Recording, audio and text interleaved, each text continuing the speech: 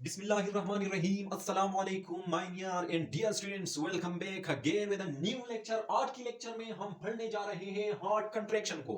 As we know that heart is a muscular pumping organ जो blood को pump करता है इनसाइड द ब्लड वेसल्स. इस lecture में हम जानने की कोशिश करते हैं कि हार्ट की जो मसल है वो किस तरीके से कंट्रैक्ट हो जाती है. मैकेनिज्म ऑफ हार्ट कंट्रैक्शन को स्टडी करने जा रहे हैं. तो माय डियर स्टूडेंट, ये बात हमेशा याद रखें कि हार्ट की जो कंट्रैक्शन है, हार्ट मसल्स की जो कंट्रैक्शन है, उसके लिए चाहिए इलेक्ट्रिक सिग्नल्स और इंपल्स. और इंटरेस्टिंग बात ये है कि ये हार्ट वो सिग्नल्स, वो इलेक्ट्रिक इंपल्स खुद जनरेट करता है. यानी इसके लिए जरूरी नहीं stimulation from the nervous system, external nervous system. Heart की कंट्रैक्शन के लिए जो इलेक्ट्रिक सिग्नल्स रिक्वायर्ड होता है वो ये हार्ट खुद जनरेट करती है. और जिस स्पेशलाइज रीजन के अंदर ये इलेक्ट्रिक सिग्नल्स जनरेट होता है वो रीजन हमारे पास होता है एस ए नोड, जिसको साइनो एड्रियल नोड कहा जाता है. स्टूडेंट्स, उसकी लोकेशन बहुत इंपॉर्टेंट है आप लोगों के लिए कि वो एस ए रीजन हार्ट के अंदर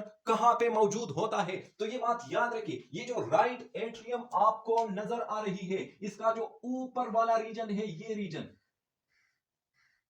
इस स्पेशलाइज रीजन को नियर द वेना केवा, इसको एस ए नोड कहा जाता है. S A node, cyano atrial node. इस स्पेशलाइज रीजन के अंदर स्पेशल मसल सेल्स मौजूद होते हैं जिनको नेचुरल पेस मेकर सेल्स कहते हैं. इन स्पेशलाइज रीजन के अंदर नेचुरल पेस मेकर्स सेल्स मौजूद होते हैं और वो सेल जनरेट करता है एक इलेक्ट्रिक सिग्नल्स या इंपल्स. और वो इंपल्स जरूरी होता है मसल कंट्रैक्शन के लिए, कार्डिक मसल कंट्रैक्शन के लिए, जिसकी वजह से हार्ट कंट्रैक्शन हो जाती है. ओके जी, अब ये बात याद रखिए, एस ए नोड में जो नेचुरल पेस मेकर सेल्स होते हैं, जब ये इलेक्ट्रिक सिग्नल्स जनरेट करता है, इसी वजह से हम इन मसल सेल्स को R2 रेडमिक सेल्स कहते हैं. यानी ये अपने कंट्रैक्शन के लिए अपने अंदर से खुद इलेक्ट्रिक सिग्नल्स जनरेट करते हैं. It does not required stimulation from the external nervous system. हाँ, ये जरूरी है कि हार्ट कंट्रैक्शन का जो रेट है, रेट की अगर हम बात करें, वो ऑटोनॉमस नर्वस सिस्टम की कंट्रोल में है. यानी हार्ट बीट इंक्रीज होना, डिक्रीज होना, ये एक्सटर्नल जो नर्वस सिस्टम है उसकी कंट्रोल में है, ऑटोनॉमस नर्वस सिस्टम की. लेकिन अगर हम बात करें हार्ट कंट्रैक्शन की, तो हार्ट कंट्रैक्शन के लिए जो इलेक्ट्रिक सिग्नल्स रिक्वायर होता है वो ये खुद जनरेट करते हैं, जिसकी वजह से इनको R2 रेडमिक सेल्स कहा जाता है. ओके जी, अब जब यहां पे वो इलेक्ट्रिक सिग्नल्स जनरेट हो जाते हैं तो फिर अब उन इलेक्ट्रिक सिग्नल्स को भेजना भी है इस एट्रियल वॉल के अंदर, इस लेफ्ट एट्रियल वॉल के अंदर और वेंट्रिकल्स तक. तो ये बात याद रखें कि यहां पे एक और रीजन आपको मिलेगी इस राइट एट्रियम के अंदर, और वो नीचे मौजूद होता है. जब यहां पे जो रीजन है near the ventricle, right atrium के अंदर, उस रीजन को कहा जाता है, ये भी एक स्पेशलाइज रीजन है, ए वी नोड. ये बात याद रखिए, जब electric signal S A node के अंदर जनरेट हो जाता है, वो इलेक्ट्रिक सिग्नल्स फिर एक कंडक्टिंग पाथवे के थ्रू पहुंच जाती है इनटू द लेफ्ट एट्रियम, और उस पाथवे को कहा जाता है बेचमैन्स पाथवे या बंडल. अब ये बात याद रखें कि इससे इलेक्ट्रिक सिग्नल बेचमैन पाथवे के थ्रू लेफ्ट एट्रियम में पहुंच जाती है, और जब वहां पे पहुंच जाती है तो ये जो सेल्स मौजूद होते हैं एट्रियल वॉल पर, वो डीपोलराइज हो जाती है उस इलेक्ट्रिक इंपल्स की वजह से. और जब डीपोलराइजेशन ऑफ मसल सेल्स अकड़ हो जाते हैं तो वहां से एट्रियल कंट्रैक्शन स्टार्ट हो जाती है. तो इससे भी ब्रांचिंग अराइज होती है और वो थ्रू आउट इस एट्रियल वॉल में फैल जाते हैं, और मसल सेल्स यहां पे जो मौजूद होते हैं उनको डीपोलराइज किया जाता है. ओके जी, अब यहां पे इस एस ए नोड से कुछ पाथवे और निकलती है. कंडक्टिंग पाथवे का मतलब ये है कि इलेक्ट्रिक इंपल्स इस ए नोड से ट्रांसफर हो जाती है इन पाथवेज के थ्रू और वो पहुंच जाती है इनटू द एवी नोड।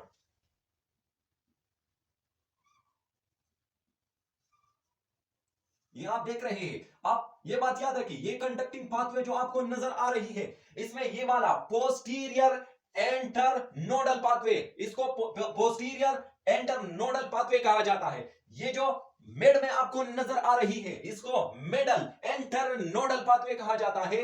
और ये जो आपको नजर आ रही है, इसको एंटीरियर एंटर नोडल पाथवे कहा जाता है, जिनके थ्रू ये इलेक्ट्रिक इंपल्स ट्रांसफर हो जाती है from S A node to A V node. अब ये बात याद रखें कि यहां से भी ब्रांचिंग एराइज होती है and to the right atrium wall, वहां पे फैल जाती है। जो electric impulse S A node के अंदर जनरेट होती है, वो इन्हीं ब्रांचेस के थ्रू एट्रियल वॉल में फैल जाते हैं, जिसकी वजह से जो एट्रियल वॉल के अंदर मसल सेल्स है वो डीपोलराइज हो जाते हैं और वहां से एट्रियल वॉल की जो कंट्रैक्शन है वो स्टार्ट हो जाती है। तो बेचमेन बंडल के थ्रू लेफ्ट एट्रियम तक पहुंच जाना इंपल्स की, और इन ब्रांचेस के थ्रू राइट एट्रियम में पहुंच जाना इलेक्ट्रिक इंपल्स की। वहां से दोनों एट्रिया की कंट्रैक्शन स्टार्ट हो जाती है, और जब ये कंट्रैक्ट हो जाती है तो एट्रिया की कंट्रैक्शन को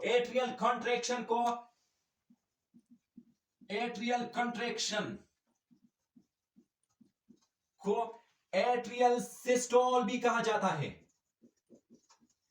ओके, जब एट्रिया कंट्रैक्ट हो जाती है तो ये जो नीचे आपको वॉल्स नजर आ रही है ग्रीन कलर में, ये वॉल्स ओपन हो जाती है। जो लेफ्ट एट्रियम और लेफ्ट वेंट्रिकल के दरमियान वॉल मौजूद है, इसको बाइकस्पेड वॉल कहा जाता है। तो जब एट्रिया कंट्रैक्ट हो जाती है लेफ्ट और राइट, तो ब्लड को पुश किया जाता है डाउनवर्ड, और जब ब्लड डाउनवर्ड पुश हो जाते हैं तो ये वॉल्स ओपन हो जाते हैं। तो वॉल इस तरह नीचे की तरफ ओपन हो जाते हैं और ब्लड को पास किया जाता है from atria to ventricle, from left atrium to left ventricle through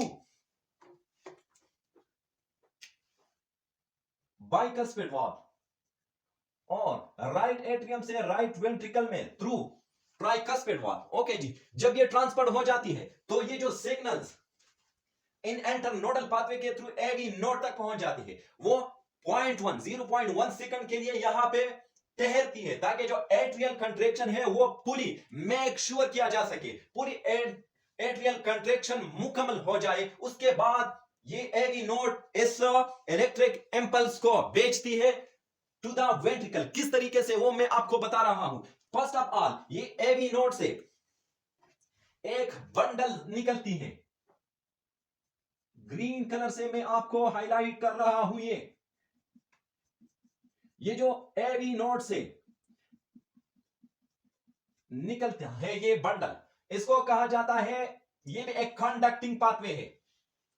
bundle of his इसको कहा जाता है, बंडल ऑफ हिस। हिस एक साइंटिस्ट था, उसने एक्सप्लेन किया ये, इसी वजह से, उसी मुनासिबत से इसको बंडल ऑफ हिस कहा जाता है। अब ये बंडल ऑफ हिस बाइफरकेट हो जाती है, डिवाइड हो जाती है इनटू टू ब्रांच। एक लेफ्ट साइड पर उसको लेफ्ट बंडल ऑफ हिस कहते हैं, और एक राइट साइड पर जिसको राइट बंडल ऑफ हिस कहते हैं।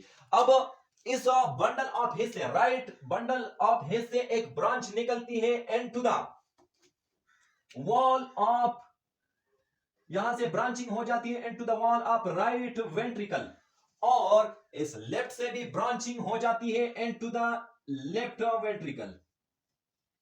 ओके जी, अब जब ये नीचे आते हैं ये bundle of his,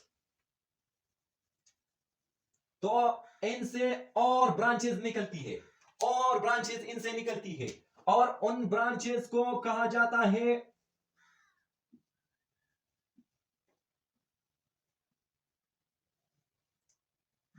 परकिंजी fibre. परकिंजी fibre इनको कहा जाता है, और ये परकिंजी फाइबर भी एंटर्ड हो जाती है into the wall of ventricles, ताकि वेंट्रिकल्स को डीपोलराइज किया जा सके, वहां पे जो सेल्स है उनको ओवरऑल डीपोलराइज किया जा सके, और वहां से वेंट्रिकुलर कंट्रैक्शन हो जाए। ओके जी, तो हमने पढ़ा कि किस तरीके से ये सिग्नल ट्रांसफर हो जाती है। सबसे पहले एसए नोड के अंदर, एसए नोड के अंदर जब ये जनरेट हो जाती है तो एक जो कंडक्टिंग पाथवे आपको नजर आ रही है जिसको बेचमैन्स बंडल कहा जाता है, वहां से ये इस एनोड से ट्रांसफर हो जाती है इनटू द लेफ्ट एट्रियम। जब लेफ्ट एट्रियम के अंदर ये पहुंच जाती है तो वहां पे जो डिफरेंट ब्रांचेस आपको नजर आ रही है उनके थ्रू ट्रांसफर हो जाती है into the left atrium wall, और वहां से लेफ्ट एट्रियम की कंट्रैक्शन स्टार्ट हो जाती है। इसी तरीके से ये जो कंडक्टिंग पाथवे आपको नजर आ रही है, पोस्टीरियर, मिडल एंड इंटीरियर, इनको इंटरनोडल पाथवे कहते हैं। ये भी कंडक्टिंग पाथवे है जिनके थ्रू ये जो इलेक्ट्रिक सिग्नल्स है वो ट्रांसफर हो सकते हैं। यहां से भी ब्रांचिंग निकलती है, एराइज होती है into the right atrium wall, और इनके थ्रू, इन ब्रांचेस के थ्रू जो सिग्नल्स है वो ट्रांसफर हो जाती है इनटू द एट्रियल वॉल, और वहां से राइट एट्रियम की कंट्रैक्शन स्टार्ट हो जाती है। और एट्रिया की कंट्रैक्शन को हम एट्रियल सिस्टोल कहते हैं, जो 0.1 सेकंड तक होती है। ओके जी, जब ये सिग्नल इन एंटर नोडल पाथवे के थ्रू पहुंच जाती है इनटू द एवी नोड, तो यहां पे मैंने आपको बता दिया कि ये जो इंपल्स है वो 0.1 सेकंड के लिए ठहरती है, ताकि एट्रिया की जो कंट्रैक्शन है ओवरऑल उसको यकीनी बनाया जा सके। ओके जी, थोड़ा टाइम दिया जाता है इनको। ओके जी, वहां से फिर जो एट्रिया कंट्रैक्शन, जब एट्रिया कंट्रैक्शन हो जाए तो ये जो बाइकस्पेड वॉल और ट्राइकस्पेड वॉल है, ब्लड को एट्रिया से पुश किया जाता है डाउनवर्ड, तो ये बाइकस्पेड वॉल और ट्राइकस्पेड वॉल नीचे की तरफ ओपन हो जाती है to pass the blood from the atria into the ventricle. Okay ji, अब जब ये एट्रियल कंट्रैक्शन हो जाए उसके बाद ये एवी नोड जो है ट्रांसफर करती है ये इलेक्ट्रिक सिग्नल। अब आप लोग ये कहोगे कि एवी नोड बंडल ऑफ हेस जो एंटर वेंट्रिकुलर सिस्टम के अंदर मौजूद है वहां तक ट्रांसफर करती है, तो डायरेक्ट ये एट्रिया से वेंट्रिकल्स तक क्यों नहीं आ सकती? तो ये बात याद रखिए, यहां पे मौजूद होता है फाइब्रस एनुलस, एक बाउंड्री जो कि नॉन कंडक्टिंग कनेक्टिव टिश्यू से बना हुआ है, जिसके थ्रू एट्रिया से वेंट्रिकल तक ये इंपल्स नहीं आ सकती, वो इंसुलेटर है। इसी वजह से एवी नोड से ये बंडल ऑफ हेस में चले जाते हैं ये इलेक्ट्रिक इंपल्स। ओके जी, तो जब ये बंडल ऑफ हेस पे में ट्रांसफर हो जाती है इलेक्ट्रिक सिग्नल्स, तो ये नीचे की तरफ आना शुरू हो जाता है, बंडल ऑफ हेस बाइफरकेट हो जाती है left and right bundle of His तक। राइट बंडल ऑफ हेस से राइट वेंट्रिकल में ब्रांचिंग हो जाती है, जिसके थ्रू इलेक्ट्रिक इंपल्स पास होती है into the wall of ventricle, और लेफ्ट बंडल ऑफ हेस से ब्रांचिंग हो जाती है लेफ्ट वेंट्रिकल को, और वहां पर ट्रांसफर्ड हो जाती है electric impulse into the wall of left ventricle. Okay ji, फिर उन बंडल ऑफ हेस से एराइज होती है परकिंजी फाइबर्स। परकिंजी एक साइंटिस्ट था, उसने एक्सप्लेन किया, इसी वजह से इन फाइबर्स को परकिंजी फाइबर्स कहते हैं, और ये परकिंजी फाइबर अगेन एंटर हो जाती है इनटू द वेंट्रिकल वॉल्स, और इंपल्स पास हो जाती है इनके थ्रू वेंट्रिकल वॉल्स में, और वेंट्रिकल कंट्रैक्ट होना शुरू हो जाता है। अब वेंट्रिकल किस तरीके से कंट्रैक्ट हो जाती है जरा उसको देखिए। ये जो ऊपर वाला वॉल आपको नजर आ रहा है ये कंट्रैक्ट हो जाएगा और डाउनवर्ड आ जाएगा स्लाइडली, और ये जो नीचे वाला वॉल है, ये ऊपर वाला ये नीचे, ये ऊपर वाला ये नीचे, ये ऊपर वाले जो है ये डाउनवर्ड आ जाएंगे, और ये नीचे वाले थोड़ा ऊपर जाएंगे। इसी तरीके से एक और ट्विस्टिंग मूवमेंट आ जाएगी हार्ट की, ट्विस्टिंग मूवमेंट, जिसकी वजह से जो यहां पे ब्लड मौजूद होता है ऑन ब्लड को पुश किया जाता है अपवर्ड। ये जो वेसल आपको नजर आ रही है ये है एयोर्टा, ब्लड को लेफ्ट वेंट्रिकल से पुश किया जाता है इनटू द आयोटा, और ये यहां पे जो ट्विस्टिंग हो जाती है तो ब्लड को पुश किया जाता है इनटू द पल्मोनरी आर्टरी। ये हमारे पास है पल्मोनरी आर्टरी। ओके जी, अब जब ये पुश होता है ब्लड अपवर्ड तो उस दौरान ये बाइकस्पेड और ट्राइकस्पेड वॉल ऊपर की तरफ वापस जाना शुरू हो जाता है अपने ऑड पोजीशन को। तो ये जो ओपन थे अब वो ऊपर की तरफ वापस आना शुरू हो जाता है, और जब ये इस तरह पहुंच जाते हैं तो क्लोज हो जाते हैं। उस क्लोजिंग के दौरान, उस closing of bicuspid and tricuspid valve के दौरान एक साउंड एराइज होता है, और वो उस साउंड को कहा जाता है लब साउंड। तो ये बात याद रखिए, जब ये बाइकस्पेड वॉल और ट्राइकस्पेड वॉल वापस क्लोज होना शुरू हो जाते हैं तो क्लोजिंग के दौरान ये एक साउंड इससे निकलता है, और उस साउंड को कहा जाता है लब साउंड। तो ये बात याद रखिए, लब साउंड कहां से निकलता है? Closing of arise from the closing of bicuspid and tricuspid valve। ये भी एमसीक्यू में आ सकता है कि लब साउंड कब निकलता है, जब ये बाइकस्पिड और ट्राइकस्पिड वाल्व वापस क्लोज हो जाते हैं, उस दौरान एक साउंड निकलता है और उस साउंड को लब साउंड कहा जाता है। अच्छा जी, अब ये बात याद रखें कि ये जो लब साउंड हमारे पास होता है, ये लब साउंड कब निकलता है, जब ये bicuspid and tricuspid valve close हो जाते हैं, यानी वेंट्रिकुलर कंट्रैक्शन के दौरान। वेंट्रिकुलर कंट्रैक्शन के दौरान जब वेंट्रिकल्स कंट्रैक्ट होना शुरू हो जाता है तो ब्लड को पुश किया जाता है अपवर्ड, उस दौरान ये वापस अपने ओरिजिनल पोजीशन की तरफ जाना शुरू हो जाते हैं। ये बात याद रखिए कि ये ब्लैक कलर में जो फाइबर आपको नजर आ रहे हैं, इन फाइबर्स को कार्डी टेंडिनी कहा जाता है, जो कोलाजिन फाइबर्स है, और उनको अटैच है पेपिलरी मसल, जो फिर अटैच है वेंट्रिकुलर वॉल के साथ। ओके जी, अब ये अपने ओरिजिनल पोजीशन से इस तरह अपवर्ड नहीं जा सकते due to these muscle does not allow the valves to enter into the atria. इसी तरीके से इसको बस इसी तरह क्लोज रख देती है, और जब ये क्लोज हो जाती है तो उस दौरान एक साउंड निकलता है और उस साउंड को लब साउंड कहा जाता है, जो वेंट्रिकुलर कंट्रैक्शन के दौरान हमें सुनाई देता है। ओके जी, ये जो लब साउंड है इसकी पिच हाई होता है, हाई पिच, लेकिन शॉर्टर टाइम के लिए होता है, शॉर्ट साउंड होता है। ओके जी, तो जब ये क्लोज हो जाते हैं बाइकस्पिड एंड ट्राइकस्पिड वाल्व, उस दौरान ब्लड को लेफ्ट वेंट्रिकल से ट्रांसफर किया जाता है इनटू द एओर्टा, और जब ये एओर्टा के अंदर ट्रांसफर होता है तो थ्रू ए वॉल्व जिसको एओर्टिक सेमी ल्यूनर वॉल्व कहा जाता है, जो कि यहां पे ओपनिंग ऑफ एओर्टा के अंदर मौजूद होता है, और जब ब्लड पुश होता है यहां पे तो ये एओर्टिक सेमी ल्यूनर वॉल्व इस तरह ओपन हो जाते हैं इस तरीके से, और ब्लड यहां से एंटर हो जाता है इनटू द एओर्टा, और यहां पे ब्लड ट्रांसफर हो जाता है into the pulmonary artery through this valve which is known as a pulmo semi lunar valve. ये इसी तरह ऊपर की तरफ ओपन हो जाएगा और ब्लड ट्रांसफर हो जाएगा into the pulmonary artery. Okay ji, अब जब ये सारा कुछ हो जाता है, वेंट्रिकुलर कंट्रैक्शन भी हो जाए, वेंट्रिकुलर कंट्रैक्शन को कहा जाता है वेंट्रिकुलर सिस्टोल। वेंट्रिकुलर कंट्रैक्शन को कहा जाता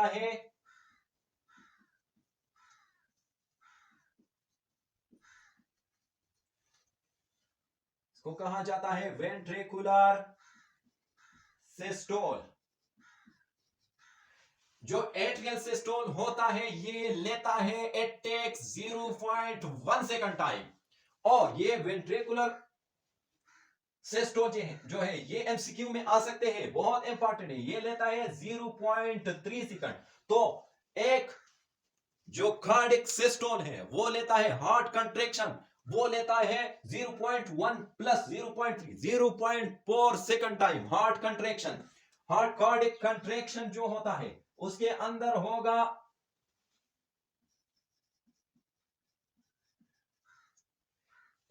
होगा एक तो atrial systole plus ventricular systole. अच्छा जी, एट्रियल सिस्टोल लेता है 0.1 second time, plus ventricular systole लेता है 0.3 सेकंड, और ओवरऑल कार्डियक कंट्रैक्शन बन जाएगा कितने टाइम में हो सकता है, 0.4 सेकंड में। अब इसके बाद जो है कंट्रैक्शन के बाद रिलैक्सेशन स्टार्ट हो जाएगी एट्रिया की और वेंट्रिकल की। जब ये वापस रिलैक्स हो जाती है तो उस रिलैक्सेशन ऑफ हार्ट को कहा जाता है डायस्टोल। तो रिलैक्सेशन, कार्डियक रिलैक्सेशन को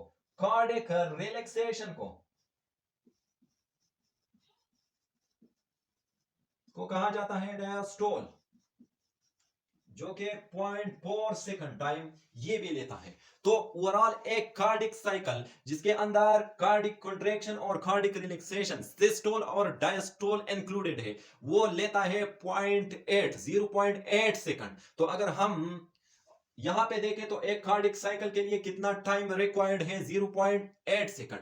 ओके, और अगर हम देखिए 1 मिनट के अंदर, तो 1 मिनट के अंदर हमारे पास बन जाएगा तकरीबन 72 कार्डिक बीट। ओके, एक हेल्दी ह्यूमन के अंदर।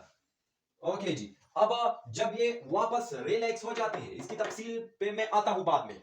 जब ये वापस रिलैक्स हो जाते हैं, वेंट्रिकल्स, वेंट्रिकल रिलैक्सेशन हो जाए, तो ये जो ऊपर की तरफ ये सेमी लिम्नर वॉल, एयोर्टिक एंड पल्मोसेमी लिम्नर वॉल, ये इस तरह ओपन थे। अब ये वापस इस तरह नीचे, ये कंट्रैक्शन के बाद जब रिलैक्सेशन होती है तो ये वापस इस तरह नीचे आ जाएगा और क्लोज हो जाएगा, ये भी और ये भी। जब ये वापस क्लोज हो जाते हैं, उस दौरान एक और साउंड निकलती है और उस साउंड को कहा जाता है डब साउंड। तो ये बात याद रखिए कि जो लब साउंड है वो निकलती है closing of bicuspid and tricuspid valve से, और ये जो डब साउंड निकलती है ये closing of aortic and पल्मोसेमी लिम्नर valve से। ओके जी। तो अब हम इसको जरा समझने की कोशिश करते हैं। ये जो दूसरा साउंड निकलता है लब डब, आपने महसूस किया होगा हार्ट साउंड को। ओके जी। तो दूसरा जो साउंड निकलता है उसको हम कहते हैं डब साउंड। ये निकलता है closing of aortic and and pulmo semilunar valve के दौरान। ओके जी। यहां पे वेंट्रिकुलर कंट्रेक्शन के दौरान लब साउंड निकलता है। यहां पे जब रिलैक्सेशन ऑफ वेंट्रिकल्स हो जाए उस दौरान ये क्लोज हो जाते हैं और ये साउंड निकलता है। तीसरी बात, ओके जी, यहां पे अगर हम देखें तो थोड़ा ये लो पिच होता है, ये लो पिच होता है, ये बात याद रखिए, ये लो पिच होता है और लॉन्गर होता है, लॉन्गर साउंड होता है, लॉन्ग टाइम के लिए होता है। और ये जो होता है, ये बात याद रखिए आप, ये साउंड हमारे पास, ये लो पिच, ये हाई पिच होता है और शॉर्टर साउंड होता है, शॉर्टर साउंड, डब साउंड। ये बातें आपने याद रखनी है एमसीक्यू के लिए। ओके जी। अब हमने पढ़ा कि कार्डिक कंट्रैक्शन किस तरह हो जाती है। अभी तक हमने ये पढ़ा कि ब्लड पास हुआ into pulmonary artery and aorta. यहां से फिर आगे कंसेप्ट आती है पल्मोनरी सर्कुलेशन और सिस्टेमिक सर्कुलेशन की, जो आगे आने वाले लेक्चर में हम डिस्कस करेंगे। यहां पे हमने बात की कि किस तरीके से एट्रिया और वेंट्रिकल कंट्रैक्शन हो जाती है। अब हम चलते हैं, थोड़ा इसको एक्सप्लेन करते हैं कि किस तरह एक कार्डिक साइकिल मुकम्मल हो जाती है, कितना टाइम लेता है, वो सारा कुछ अब हम एक्सप्लेन करते हैं। ओके जी। अब हम पढ़ते हैं कार्डिक साइकिल को। हमने पढ़ा कि एक कार्डिक साइकिल के लिए जो टाइम रिक्वायर्ड होता है एक हेल्दी ह्यूमन के अंदर, वो होता है 0.1 सेकंड। ओके जी। इस एक कार्डिक साइकिल के अंदर हमारे पास सिस्टोल भी होता है और diastole, contraction and relaxation of the heart chambers. तो एट्रियल सिस्टोल के लिए रिक्वायर्ड होता है 0.1 सेकंड टाइम, और जो वेंट्रिकुलर सिस्टोल होता है उसके लिए 0.3 सेकंड टाइम।